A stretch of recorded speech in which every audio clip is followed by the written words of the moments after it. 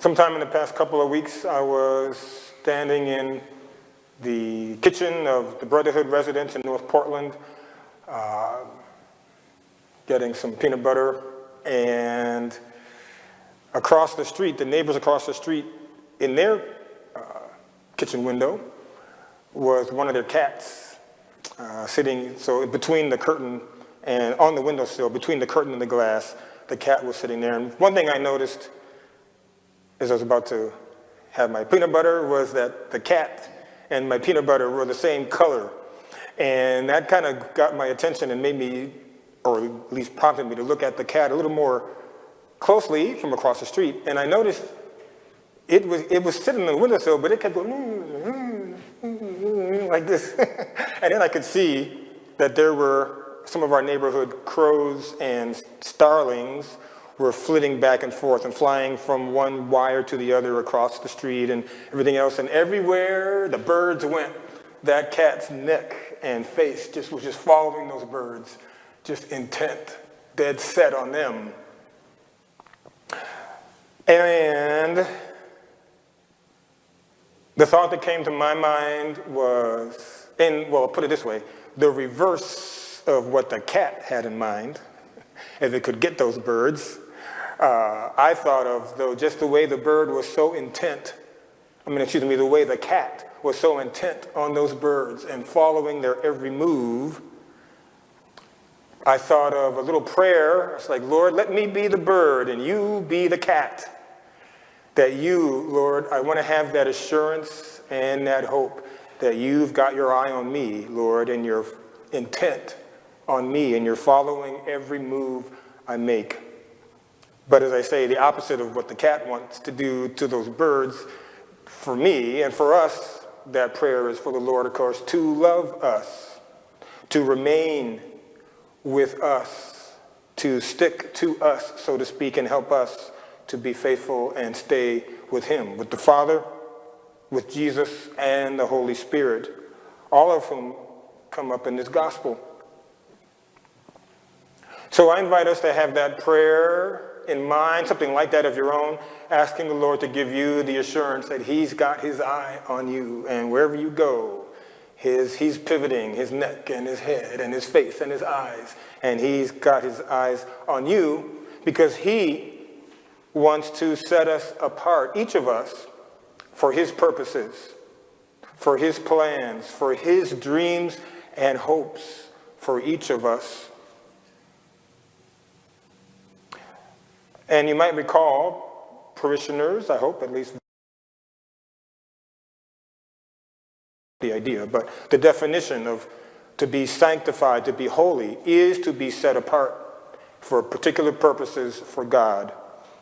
And so being holy or being sanctified is not just doing religious things, quote unquote, or spiritual things, but whatever you're doing, your work, or you're looking for work,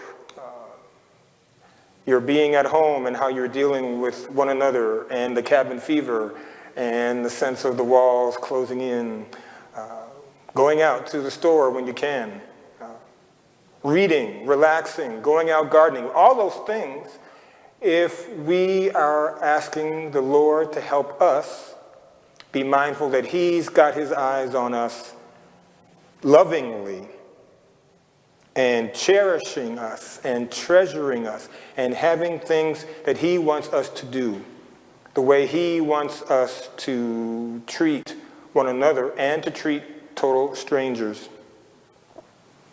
That's what it means in one sense, as we hear in the letter of St. Peter, to sanctify Christ as Lord in our hearts. When I first read that, getting ready for this weekend, I thought it's kind of a strange, it was at first, it seemed kind of strange. How can we sanctify Jesus? He's holy, he's perfect, he's God. So at first that phrase, sanctify Christ as Lord in your hearts, can strike us as a bit strange. And it seems to have been the case for centuries, because I found a commentary from one of the early leaders of the church, someone named Andreas. I might be honest, I don't know who this particular leader of the church was from the first few centuries. But he was explaining to his, probably it was a sermon, I presume, or a homily. He said, sanctifying the Lord does not mean that there is any addition to his existing holiness. So he must have picked up that even the early Christians were kind of confused by that phrase from St. Peter. No, he says, we are called to sanctify him in our hearts. And if we form a clear understanding of his holiness, then we do not sanctify him on one occasion only, but rather by doing this, we have a better understanding of what his holiness is, and something of that holiness is then implanted in our hearts. So that broader idea, the more general sense of holiness not being doing spiritual things, quote unquote, but to sanctify or to make holy means things that are set apart in a special way and a special purpose for God's sake. Could say to each of us, we sanctify Jesus in our hearts when we remember to set aside the Lord as the most important person in our lives.